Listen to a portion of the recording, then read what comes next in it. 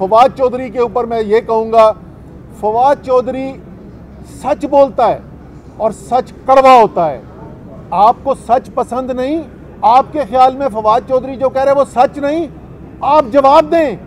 आप दलाइल पेश करें, आप अवाम की अदालत के अंदर अपना मुकदमा रखें, आप बताएं कि क्यों फवाद चौधरी ठीक नहीं कह रहा।